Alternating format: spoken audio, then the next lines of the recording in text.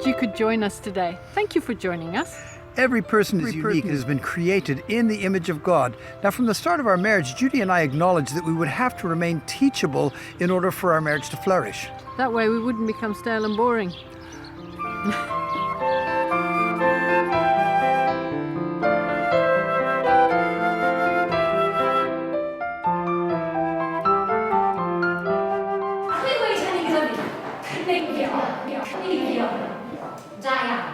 Byddai cod a ddafad yn cael ei chneifio mewn un ac yna'n cael ei holio.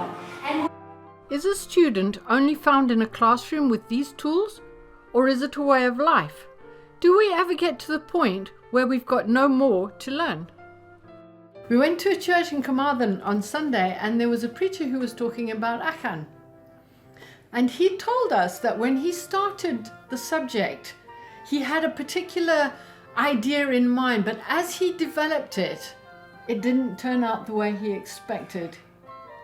When we moved to Africa, God told me that I was going to be preaching the gospel to people who didn't have access to it.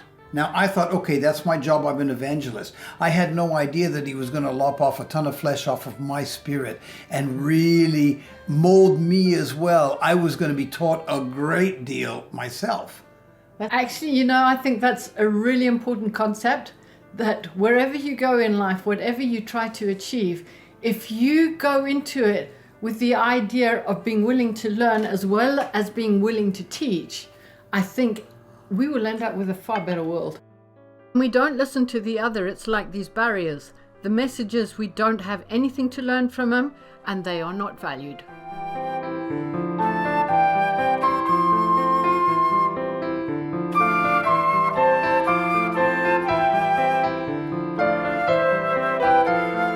And when we're prepared to listen to the other, the barriers are raised.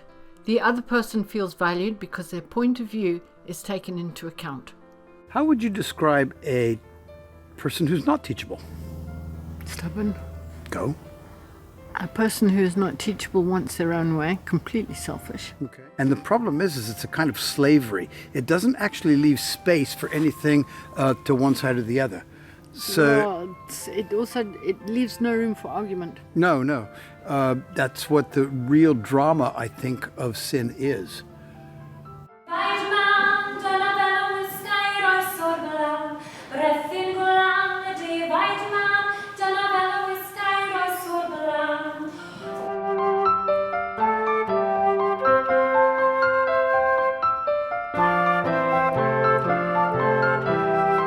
Remaining teachable gives us the flexibility to adjust as the years roll on and both of us change and grow.